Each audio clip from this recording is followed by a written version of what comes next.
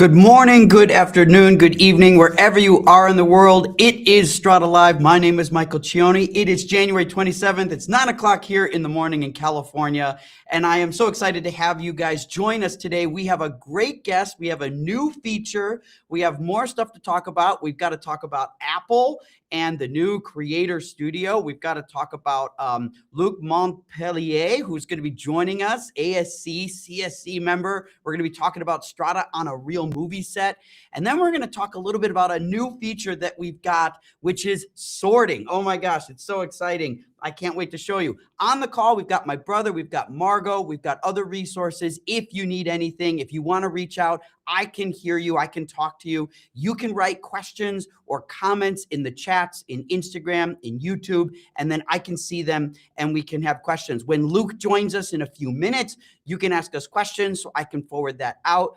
And I've got some really, really cool stuff to demonstrate today. When we're moving efficiently, there's new stuff. And I've got a new feature that's going to be released today, and you're going to be first to see it, which is an awesome feature, especially for photographers or people that are using cameras that shoot two different codecs, like a RAW file and a proxy file, or like an XAVC and an H.264. When you're doing dual records, or in still cameras, RAW files and JPEG, for example, we've got a feature that is going to be so great. Comes out today. Can't wait to show you.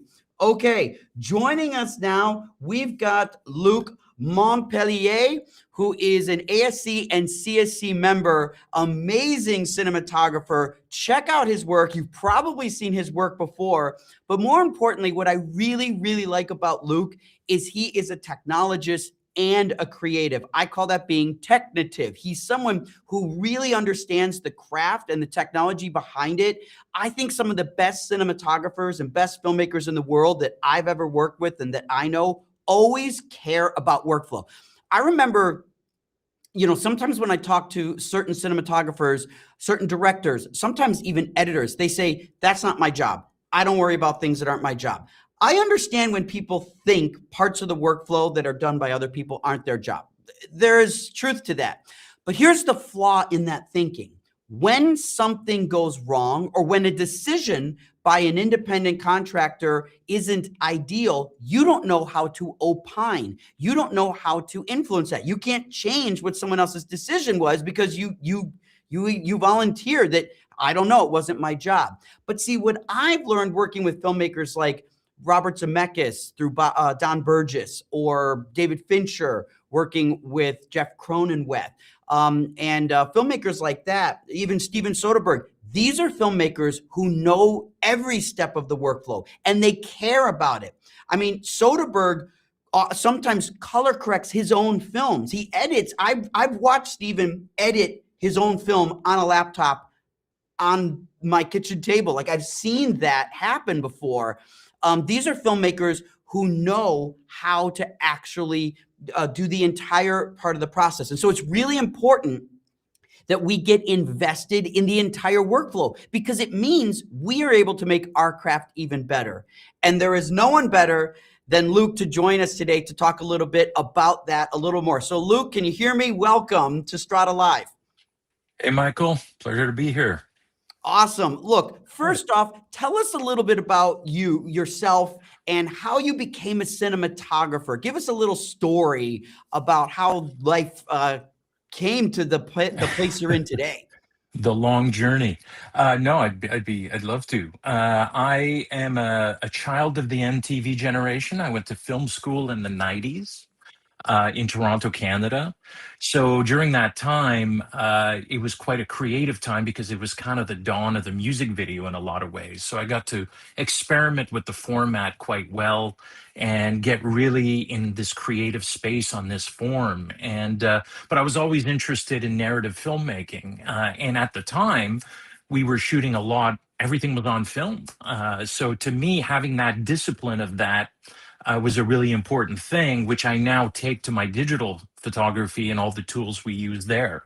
But that was basically it. It was a lot of music videos early in my career.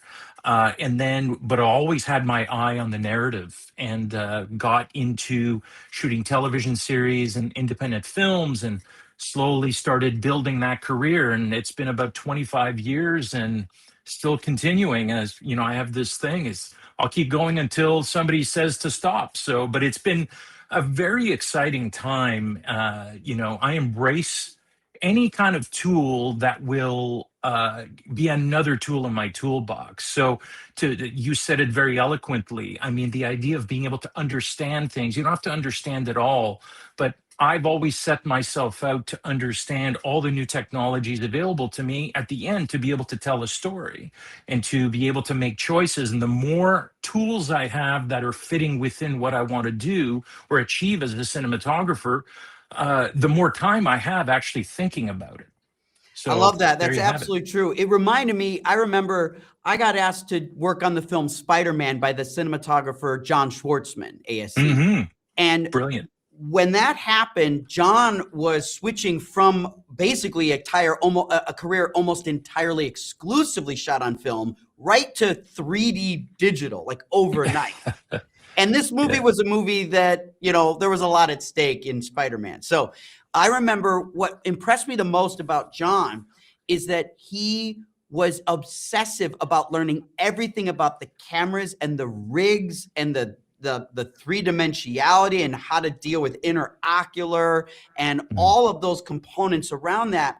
And so tell us a little bit about when you're a cinematographer, how do you ensure that you keep up with all the technological things that are changing with the times?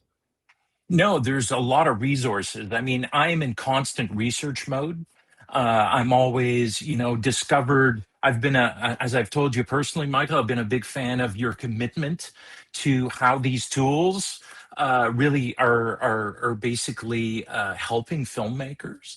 So for me, I mean, being part of the ASC and the CSC in Canada really these are organizations that really gather a lot of these information. But really, when I'm not on set, it's almost like I am on set. I basically do research. I also explore new technologies that come out from a story standpoint, because how will this piece of technology assist me or not, and how does it impact my workflow? Because there's a lot of kind of when new technologies come out, there's a lot of kind of preconceptions on what they're going to do for you and how you should use them. So what I've done is I kind of ignore that and try to get as objective as possible as to how I like to work, which brought me to you and which brought me to discovering your product. Which I'm sure we'll get into, but that's basically that other, because you can read a lot about, oh, there's this wonderful new tech that's come out. And I've lived through a lot of different iterations of it, as we both have. But how does it actually fit into the story? I mean, I've shot films on iPhones because it was better for the story. I've shot films on 35 and then these beautiful 8K cameras that are out.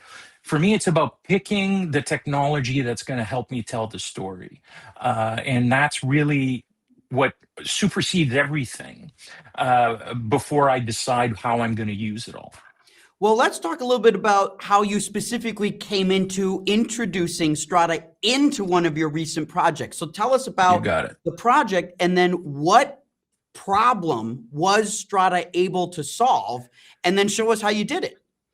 Absolutely. I was in a position where I was shooting an independent feature up in northern Ontario, up in Canada, which did not have any infrastructure. We were this little independent thriller, and we were going to be shooting in the country.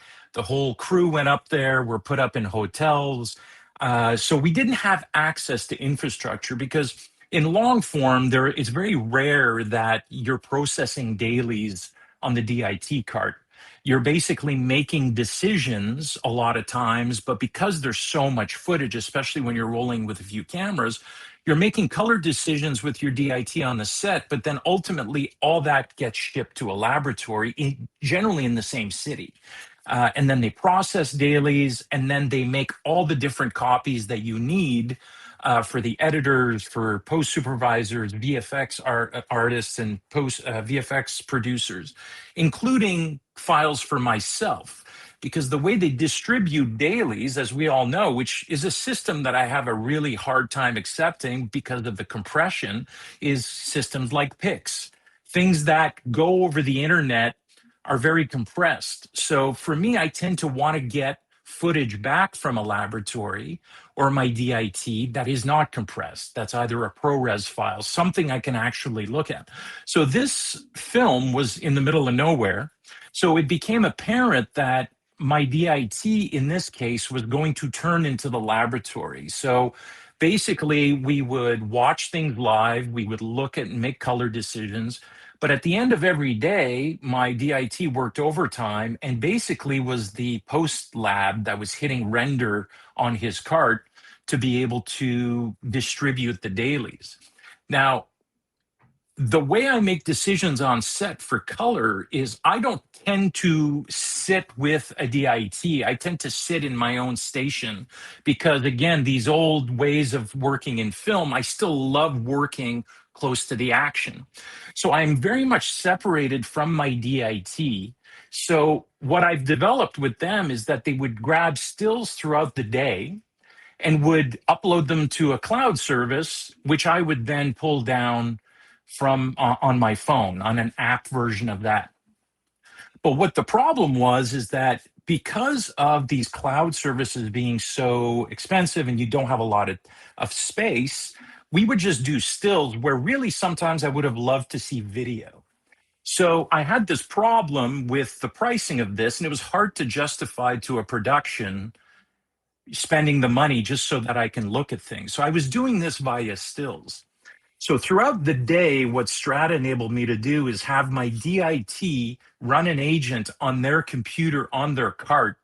And with the modern productions now, there's always a network. It's either 5G or it's Wi-Fi because we're throwing things back and forth. So basically, with the advent of the new iPad Pros and the new phones, these beautiful OLED screens, I was able not only to now just be limited to stills on a set, I was able to actually go and grab dailies as he rendered them on his cart anytime I wanted. And when you're doing a long form project, you're constantly referencing lighting. And, JPEGs, as good as they are very compressed. So again, understanding what the technology is doing to my image as a cinematographer today is extremely important. So this literally was able to have give me instant access to my footage on the set, instantly anytime I wanted, on the network with my devices, because you're not always at a computer at a cart. And because of the way I work kind of with the director on the side. I instantly could pull out my phone or my iPad and look at dailies as they were being processed on this film. So we ended up having his cart at night just turned on 24/7. And the director and I were able to grab dailies from our hotel rooms on the cart. And sometimes the cart was on a truck locked and it was completely on 5G network. And it became our own cloud, which I know is what but it was with our own hardware. We didn't have to worry about how much we rolled and how much we uploaded because it was all local storage. And what I started this when I used the service like this, it started me thinking about, even if I was in the city, I could potentially have the Strada agent running on my colorist's computer even if I was there. And literally, we were shipping drives back and forth all the time. Now I could instantly pull stuff and push stuff to my colorist. So having this ability to scale your storage was, to me, an extremely important thing. And it requires the internet these days for production. So to me, this fit perfectly into that workflow. Well, this is awesome to hear. And part of the important benefits of the technology stack that I want to make clear, I actually made a slide. This is actually kind of rough, but this is sort of to help people watching understand how your workflow kind of work. You had your camera go to the DIT cart. The DIT cart rendered those files and used the Strada network to make it available to anyone remote. And that could be you on a phone, iPad, or even an editor or a laptop or something like that. So this is a little sort of sketch of how this worked. But what's important that I want everyone who has seen pictures like this before is to know is there was no cloud uploading, which has improved security and control. Two, it didn't matter how much bandwidth you had in the country. I want to be clear. What Strada does is it's able to convert the files on the fly to adapt to whatever network conditions you have. So if you're on 4G LTE or 3G or 5G, or you have Wi-Fi, or you have fiber internet, Strada will adjust to make sure that you're able to access the files. And those files can, at the source, be ProRes. Today, we can support ProRes 4K XQ files, but in the near future, we'll support Red Code RAW, Sony XOCN, Blackmagic RAW, Canon RAW, Airy RAW. All of those will be able to be played off, and I'm making a claim here that's exciting, Luke, but you'll be able to play back Airy RAW off a DIT's cart on your phone over 4G LTE, and they won't have to always render. So when time is of the essence and control requires access, then we typically don't have that. We don't have that resource. We have to wait.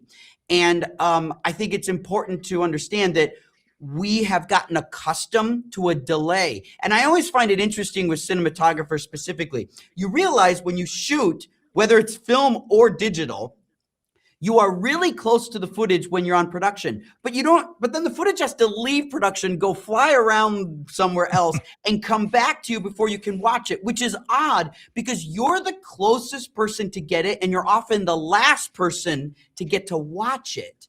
And that's always bothered me with the tolerances that we have. And while I understand that productions can certainly be made with those limitations, I would just appreciate them not being a requirement in order to have access to my footage. And I would love for you to show us now on your screen how you use Strada and if you can demonstrate or simulate how the files were shared. You got it. So right now on my screen, what you're seeing is that that's another piece I didn't talk about, is I have a network attached storage. I have 52 terabytes in my basement in where my office is, and I'm running a Mac Mini. So one thing to add is I also could get my DIT was uploading at night things directly to my NOS 5 hours away. So I had constant backups of things. And can I be clear, Luke, he used Strada to move files to your NAS? He did. Okay, yeah, he did. That's a key component there. Yeah, exactly. I have an agent here. This is essentially my NOS connected to a Mac Mini. This is the agent running here. And on the right here, I have basically all of these shared folders that I created that essentially become a virtual hard drive on my desktop here, and I've shared them in Strada. So basically, if I open up this drive, this is actually on my network attached storage. And I even have other things that I would put in. I would create a folder for all the shows.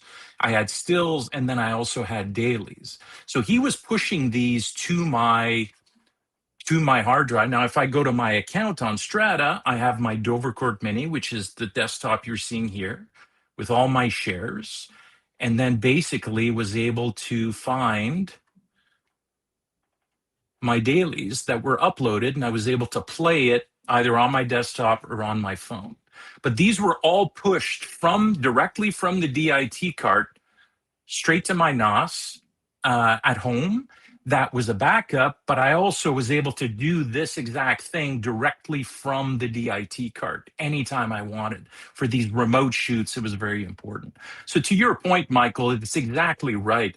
I seem to be one of the few people that sees the image right away live, but then you're dying to make that time shorter for everyone else. And that's what the tool does for me, as far as being able to get feedback. Because it's not just technology. I'm getting creative feedback from a director, from a producer. We're a team of creatives. And it was always odd to me that you needed to be on the set to really be able to see what I was doing. But now this opens that up. Anyone could go. We could share these same shares with anybody on our team. Can you share it with me? Of course I can. So I guess I'll go to The Last Mark, which is the movie name. I will invite Michael at strada.tech. There it is. Do you want, I guess you'll be a downloader as if you're an editor, right? Okay, very What would you good. like? Yeah. Very good. Yeah. So if I Okay. now Let me refresh just my invite you. screen, let's I see. just hit invite. Yeah. Okay, let's see. What is, I got to find Luke's computer name. It's called Dover Court Mini. Okay, let's see here. Shared with me.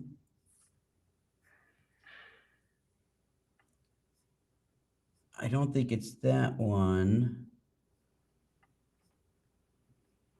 The last mark is the folder. The last mark is the folder. Just make sure, was it Michael at strada.tech? Oh, no, it's Michael Cioni as Strada. Sorry, that's the problem. My email will be just Michael at strada.tech. Forgive me, that's my mistake. That's okay. That's okay. Michael at strada.tech. Here we go. Invite. Perfect. There it is. And that quickly, now I can see the last mark. And now I can look at the dailies here.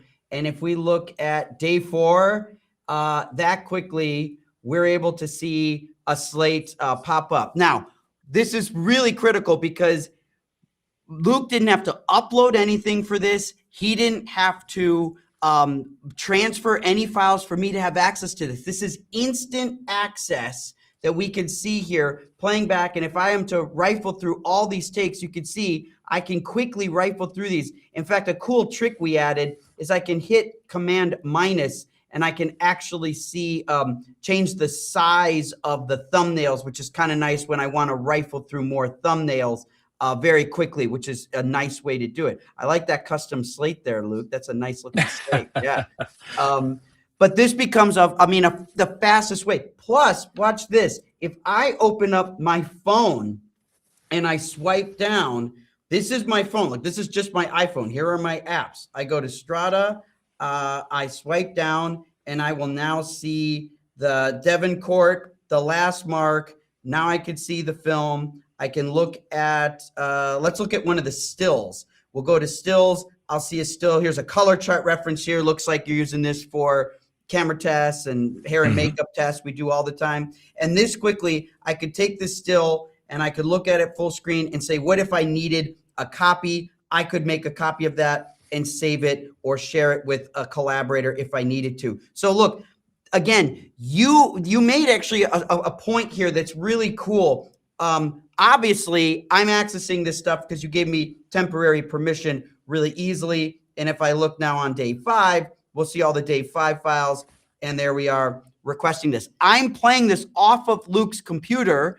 Luke's computer is acting as the host. So there's no cloud cost. There's no cost or time to upload or transfer or duplicate files, which is really fantastic. And there we are playing this back. And if I just hit swipe, swipe, swipe, swipe, we can see how fast we can rifle through these dailies. No cloud buffering.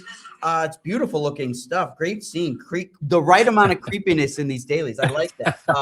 So you can see how efficient this is. But there's something else Luke mentioned. And before we go, Luke, I want you to comment on this.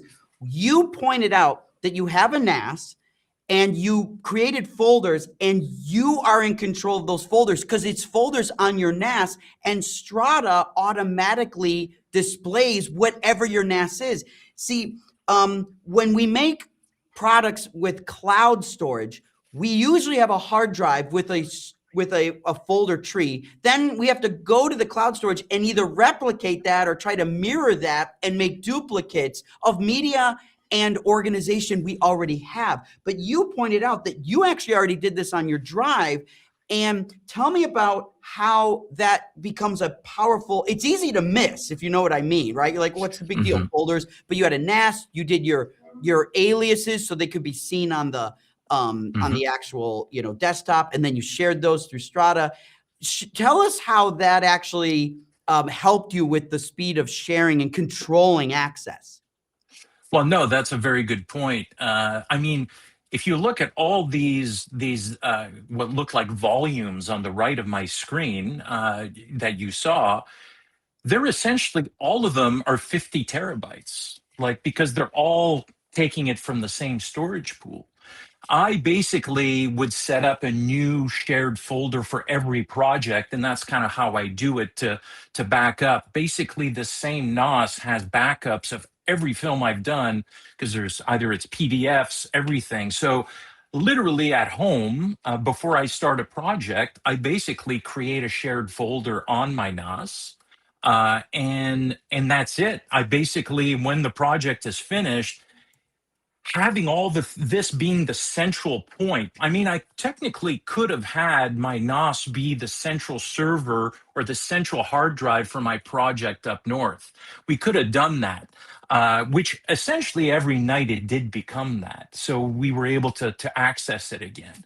But that's the mentality of having creating my own cloud, but the interface of Strada enables everyone else to access it, which to me, and in a simple way, because whenever you're sharing things, whether it's on Dropbox or all these services, you have to send a link. Sometimes the link isn't attached to the same email.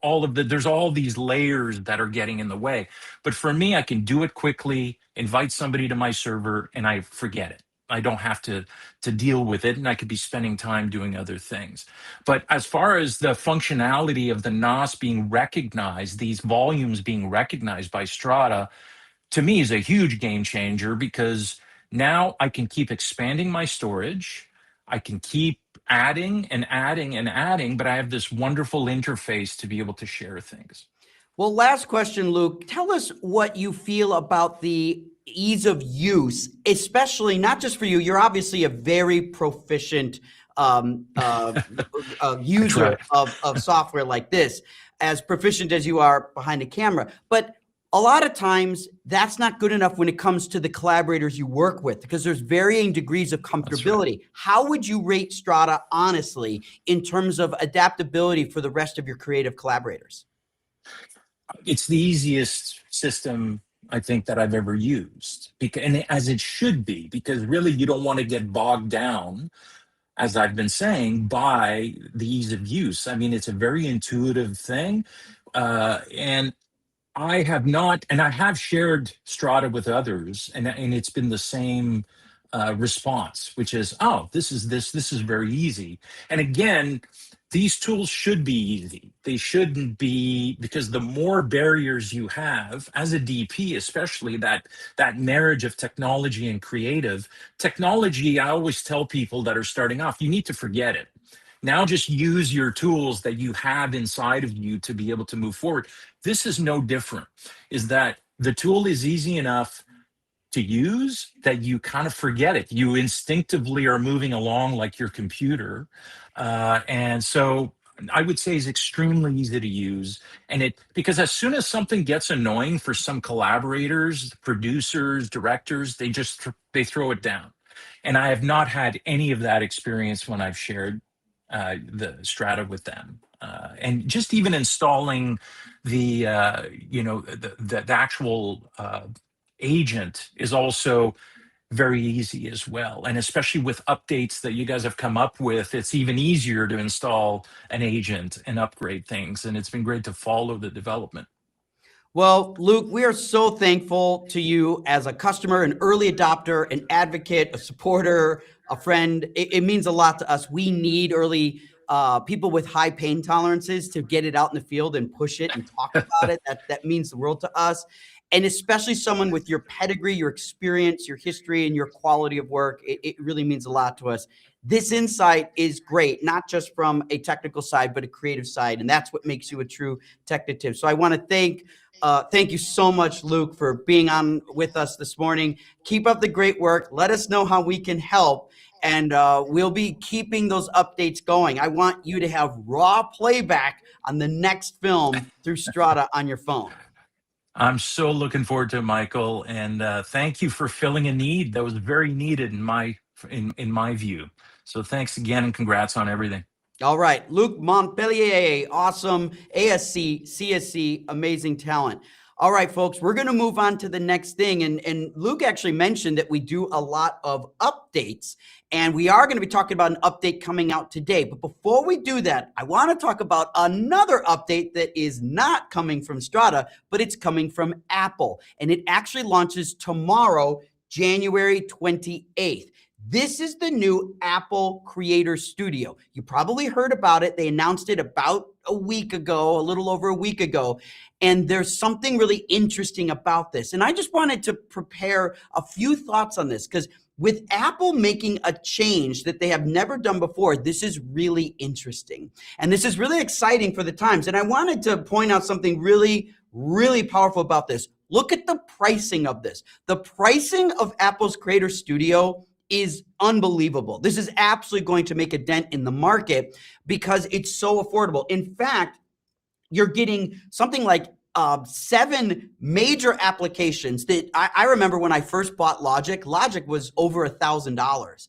I remember buying Final Cut when it was $1,000, $999, and that was a steal back in the day. I had very little money. $1,000 was a huge stretch for an editing system, but it was the options back then were $30,000 for a media composer. So obviously the world's changed, but the education price of this is so inexpensive. It's amazing. I mean, I almost feel like the fees to set up, to take the credit cards, it's almost like, Apple, why are you even charging $3? But there is no excuse for young creative filmmakers to get on the Creator Studio. There's absolutely no excuse. This is the best introduction. This is the best price around the best set of tools for creators. And so it's pretty amazing that you can also put it on multiple devices. You can have an iPad, an iPhone, a Mac, and get all that work together. So this is going to make a huge dent, but I wanted to dive a little bit deeper here.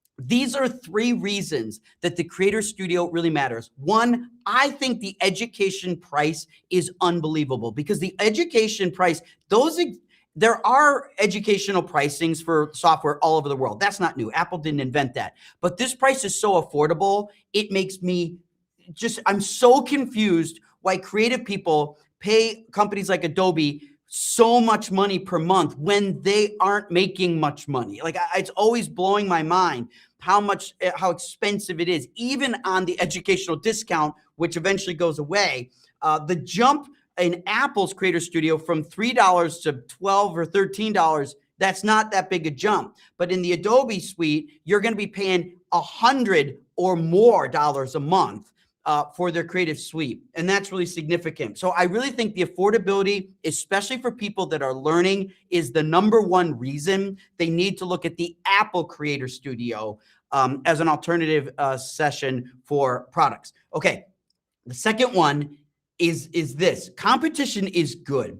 This is a picture of Adobe stock over the last 2 years. So you can see what's happening with Adobe stock over the last 2 years, because Adobe is not growing their customer base. Adobe has poured a lot of money into AI, and I actually want to commend them for a lot of great tools that they're building into the AI space, because there's a lot of utilitarian AI uses that generative extend and generative fill actually provide. So I think what Adobe's doing there is great, but the stock price shows us that it's not actually increasing. See, when you build products, there are really 2 things that happen when you introduce new products. Either you are building a product that brings in new customers, or you build a product that keeps your old customers happy. What we're seeing with the Adobe stock price here is that the products that Adobe's building are keeping their old customers happy, and they're not bringing new customers in.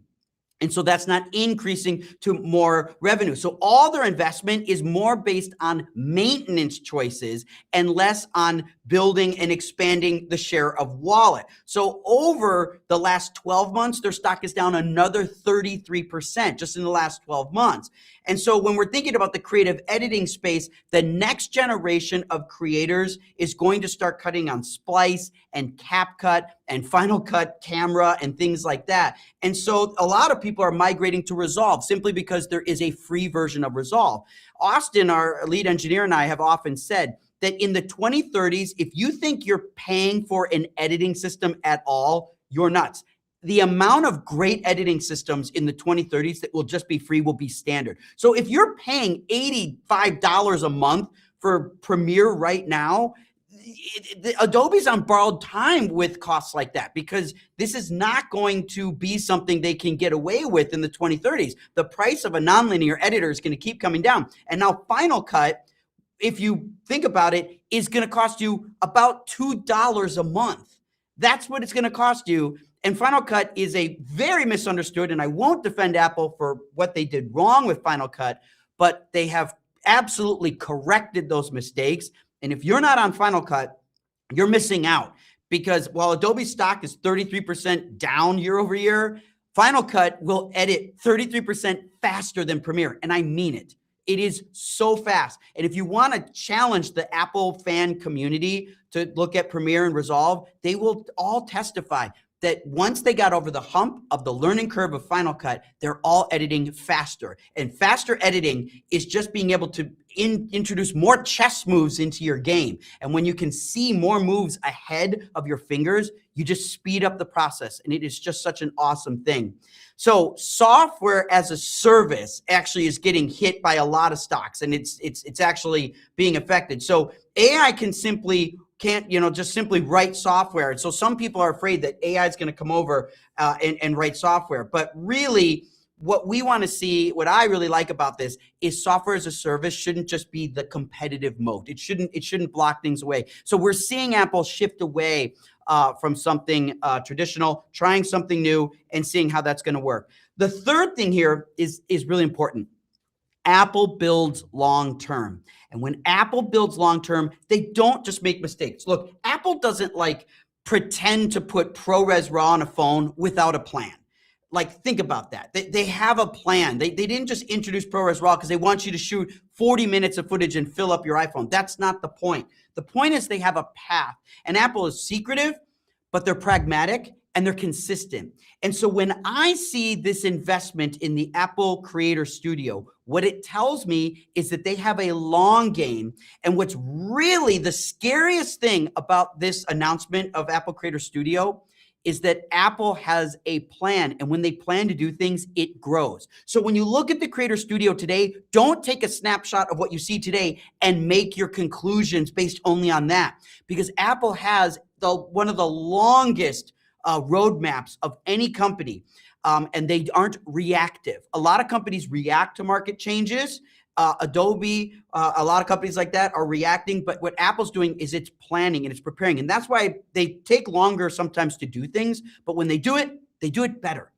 And that's why I'm often a fan of what they're doing. So we're going to see a long-term plan. And what I think, if I gave you a hint, what does that long-term plan look like? It looks like this. Apple recently had to file a patent, which kind of leaks into the public space, and it's about a camera system. Now, this is not a phone. This is more into the mirrorless market. So when you think of an iPhone 15 years ago, when iPhone came out, there was this market that was huge called the point and shoot market. It was powered by products like ELF and PowerShot. These were cameras that are around $200 to $400 that were kind of point and shoot cameras. But when the iPhone came out, it didn't just impact that market, it obliterated it. It's gone. There is no point and shoot market anymore. It all became mobile. Well, I think Apple is eyeing the mirrorless market, the crossover cameras that are like the Sony Alpha and FX series, or the Canon R series, or the C series, or even the Fuji and the Nikon, and all of those kind of mid-market mirrorless cameras. I think Apple sees that market and says, we can conquer that too. And they can conquer it in two ways. They can bring custom hardware to the market, which it looks like they're going to be doing. But the second thing that they can obliterate that market is with the ecosystem. See, none of the companies today that make mirrorless cameras that we all love and own, none of those companies today can actually build a software ecosystem behind it. I'm telling you, Apple is the best in the world. Challenge me on this. Apple is the best in the world at making intuitive software. And so when you think about how the Apple camera will work, you will be able to figure out the menus in 30 seconds. And most of us have to spend hours or weeks really learning the menus of the other incumbent camera systems, and nobody will die on the hill for the camera menus of a Sony camera or a Canon camera. They're abysmal. They're terrible menus to integrate, but people love the experience of Apple iOS, which has been adopted a lot by Android. So there's similar characteristics there. When the iOS experience is coupled with a mirrorless camera, that is going to create lines around the block. So my advice is to think about the Creator Studio and think about this. The Creator Studio now moving forward into the market at extremely low prices with an amazing set of tools, and that is going to eventually merge with a camera system, and that camera system will give you ProRes, RAW, probably 6K or 8K acquisition resolution. It will have menus and dual or triple recording with proxies that will be able to integrate instantly into the Creator Studio. That is what's going to happen. And so that's why it's important to strongly consider where to place your bets. We showed Adobe stock. We saw what's happening, and they're not the only company. I'm not trying to pick on Adobe. I'm just showing information that you can see by opening up your stocks app and searching it. This is information that the market is responding with. And I think that what Apple's doing is they want to see that increase, and they want to see an increase in new customers and not just do maintenance. When I see Apple Creator Studio, I see new customers, I see new inflection, new functions and new features, and new money being poured into a product line that desperately needs to be improved. That's going to happen. And then I don't see just pure raw maintenance. So it's exciting when Apple makes a decision to make a move towards professionals. Remember a few years ago, people were like, Apple's abandoned the Pro. That's totally untrue. I was one of the suckers that said, I don't think they're abandoning the Pro. Watch what they're doing. Now we're seeing that all come to fruition, and it's an amazing result that I think we're going to start to partake in. So tomorrow, what's today, the 27th? So the 28th, you could start subscribing to Apple Creative Studio, which is amazing, and that's going to start coming out, and I'm a fan. I'm going to be trying it out, and I think this is going to be good for everybody. So that's exciting. Okay. Now I want to give you a couple product updates on Strada. We have got an exciting update. I need to know from Pete, did we publish short? Yes or no? You got to give me the feedback here so I can talk about it. We've got a new feature coming out. I'm told it's coming out in seconds. My voice is cracking. I'm so excited. It's coming out very soon. So this is super exciting. This is sorting. And so I'm going to switch to Strada right now, and we'll see if this actually does deploy in a few seconds. Right now, you can see I have my folders right here. This is actually Mark's computer. I don't want to keep going through Luke's computer here. I'm going to look at my mom's computer in Colorado, and we could see some files here. So this is I'll do a demonstration of another feature that we have going here. So the other feature we recently released, creating a folder, so you can create folders, which is great. So if I go to my mom's desktop and I wanted to create a folder and I called that Luke Stills, if I was going to publish some Luke Stills, I can do that. And then on that desktop, I'll be able to create a folder. Austin, there we go. Dave, everybody pay attention. The folder I just created didn't work. Kira, I hope you're all watching. Sometimes that doesn't work. And so we've got to get that right. Let me try that again. Luke Stills, and I'll hit create, and no bueno. Okay, well, that was a bad demo. Sometimes there's bad demos. It's live, and that can happen. So we've got to work on that because I don't know why stills are new folders don't work. So Austin says he wants to push until I'm done with YouTube Live. Okay, that's new information. Okay, so we're not going to push this out. So let me just think here. What am I going to do? Okay, I am going to save this for next week. So I apologize, everybody. I'm going to save that for next week. Sorry, let me think here. Let me try this instead because just bear with me, folks. Let me try something here instead. I can show it to you in a demonstration here. So let me try to do that. Nah, that's not going to play ball. Okay, let me go to the next one. Sorry for that. So I don't have sorting. I don't have folders that are working. So let me just try the jobs panel here. And I want to do a demonstration here of the jobs panel so that I can get that going. I am going to go to some Planet Earth files here, and I'm going to grab a huge batch of clips. This is going to be a very large batch of clips, and I'm going to hit transfer, and I'm going to put them on my desktop. And the reason this batch of clips is big is going to be great. So I'm going to call this Planet Earth. Let's see if the folder creates this time. Yes, it does. I hit transfer here, and now on my desktop, we see a Planet Earth folder. Here come the files, but check this out. I can look at the Planet Earth in my jobs panel, and if I let that open up here, here is the jobs panel, and now you can see all the files transferring. This was 200 files. Now, these files were small, so they went very quickly, but I want you to see there were 200 files transferred. It was 381 megabytes, but there is a list of everything that I just transferred. All 200 files are there. All 200 files are here. We can see there's 200 items right here. And most importantly, I can get a checksum. So if I open this up, I can see a checksum here of all 200 files. So this is a picture of the original source. You can see that came from Colorado. It went to my desktop. There is my computer desktop. And here is the checksum as the result. So this is really exciting because we have all of the results all shared there.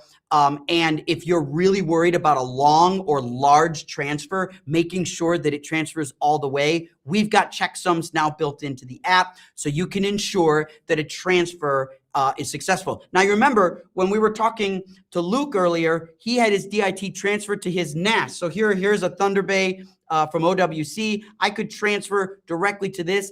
And if that's a remote transfer, I can get a checksum to demonstrate how that actually completes. And I make sure that that green checkbox right there means the transfer was completed all the way. So we can see that right there. So these are the transfer details, really powerful, really important, even transfers that other people did. If you look here, this is a transfer from yesterday that someone did, and it actually shows the transfer there. So I can see transfers from other people that have been transferring, and this is a way to verify not only that they've transferred it. Here's some transfers that Shannon did. She was moving some stuff. Here's some transfers that Margot did. She was moving from some stuff. And we can actually see those transfers. So this is a really great record of everything that's been happening in your process. And you can see what's happening in your jobs and others' jobs. So the new transfer panel is out. It's available, and it's actually going to get faster. We're going to be doing an update really soon that the refresh rate of the transfer panel will get even faster. So that's really good. And your log of transfers will effectively be infinite.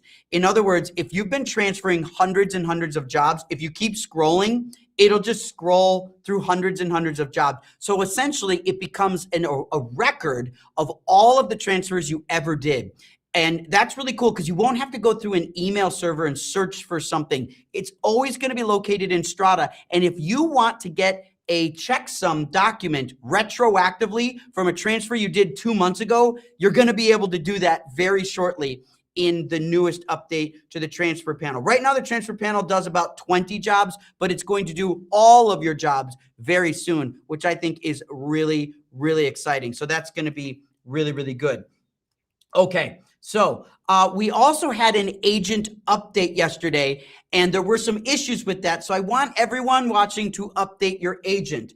It should be on 126-2. To do that, you would click on your agent, you click on the gear menu, and you hit check for updates, and you make sure it says 126-2. If your agent gives you any trouble updating, please send an email to support@strada.tech or email me, michael@strada.tech. I will personally fix it for you. So please let us know. We want those agents updated, and they're supposed to auto-update. We're working on some of those functionalities right now. So please share that so we can make sure that your agents are working. When you're doing transfers, you need agents updated on both ends of the transfer. So please make sure that that happens. And then I do want to re-show you the product tease of our virtual file editing. We are making progress on virtual file editing. And it's really exciting because what it means is you're able to start mounting Strada as a drive. So this can behave sort of like a NAS, a remote NAS, so to speak. So look at this. I've got an OWC drive here, and let's say I've got my VFS here. Now watch what I can do here. I've got an Express here from OWC. I'm going to go to Colorado, and if you look here, I can navigate to the test footage in Colorado, and I'm going to go to these sovereign dailies. And if I wanted to make a folder here called Sovereign, EIGN, yeah, I think that's right. If I go there, if I needed to grab all of these files right here, here is 31 takes. I can drag and drop them into this drive. Watch this drive start blinking. You can kind of see right there if I kind of hide the shadow of the light. I don't know. You can kind of see the drive blinking right there. I'll just hold it up right now. There it is blinking. So this drive is blinking because I'm moving files from Colorado to this drive through the Finder. Hello? I'm moving files from Colorado to this drive through the Finder. You can't do that. Think about it. Ask yourself, how would you do that today? There's no cloud. There's no uploading. This is nuts. This is nuts. Do you get that? Like, I'm dragging and dropping files from a computer at my mother's house in Colorado. I'm in California, and I'm dragging them to this. And just like any transfer, as soon as they're available, they're here. So I could open up Final Cut and just drag these files now directly. And I can see the transfer is almost done. It's transferring right now. I will do that later. And I could go right here and I could just grab those assets. Here they are. And we'll grab all these so far, put them right in Final Cut Pro. Whoop, not that one. There we go. New files keep coming in. There we go. And I'll just drag these into Final Cut. And now I've just put all these dailies into Final Cut from the movie Sovereign. And I got 45 minutes of footage in my drive here, in my Final Cut, already transferred. And then the balance of these files, here's a few more. We'll drag these at the end. And then we'll look at that. And we got the last few coming. Like, I just dragged these assets from Colorado directly to me through the Finder. That's crazy. Like, that's so exciting. That's so powerful. This is so new. So there you go. That's an hour of footage transferred through the Finder. No cloud, no upload, no link, just a drag and drop experience. Literally, the simplest way to move a file is literally to drag and drop it. And that's exactly what we just did. So very, very exciting workflow there. And so that's all coming. Now, if I didn't want to drag and drop it, watch this. If I go to Colorado and I go to the same test footage there, and we go to that Sovereign file, let me go to some clips I didn't drag in. Watch these. I'm going to grab 28 items here. And now these are still in Colorado. And so this is a different experience where we're able to grab files and drag and drop them directly into our NLE without having to transfer them first. So in some cases, you don't want to transfer it at all. Let it think about these 28 files, because it's got to like think about these for a second and be like, what are these? And this is the optimization that we're going to be doing so that you'll be able to drag and drop files directly. So there they are. So this set of files I'll lift up, and we can see here, these files are actually in Colorado. So when I look at these files here, they're in Colorado. If I say, show me in Finder, reveal in Finder, see, that file is actually in Colorado. If I look at this file and we see reveal in Finder, it shows me that file is on the Express drive. So that one was local. So I'm now combining files from a local computer, a local drive right here, to files that I can play back in Colorado. So that file is playing back in Colorado. So that's the difference between these two assets right here, which is really, really cool. So we have the ability to kind of see everything that's happening without having to transfer it at all. And that's what gets me really excited about this experience, is being able to access these files without transferring them at all. So it's crazy, crazy technology that we're doing here. And so when it comes to you, we will hopefully be delivering this in beta in March, maybe earlier. So stay tuned. It's still January. We are trying to get this beta out as quickly as possible. And we want early adopters to try this experience with us. But in order to get access to this, you have to join the Discord. You've got to be on Discord to get those updates. And then this will only be available for paid users. So the virtual editing system will be used for paid users. Plus, here's a special bonus. If you join the Discord, we are looking for a name for this product. Like, what should we call this? Maybe we just call it Strada. Maybe we call it the Strada Network. Maybe we call it Strada Link. Maybe we call it Strada Air. Maybe we call it Virtual File System or Virtual File Editing. We don't know yet. So we're actually asking you, how would you title what you just saw in virtual remote editing or drag and drop from drives to drives through the Finder? Like, what is that? It's new, so we need to name it maybe. So we're open to you to provide that. Cini Delgado asks, is there any kind of buffer that it's doing, or does it go offline for a few seconds and back online? I'd have to know exactly what you mean by offline or online. If you're relinking, no, you might have to relink it if you close your computer and move or something like that. But it wouldn't go offline if the source material stays online. So Cini Delgado, as long as the source is online, you remember Luke has a Mac Mini with a NAS that never shuts off. Remember, he's on a shoot. His NAS is at his house. He's able to access that wherever he goes. You just keep that online. And a Mac Mini or a Mac Studio is a great computer to never turn off. That would mean you could edit these files permanently and never shut them off. So that would actually work.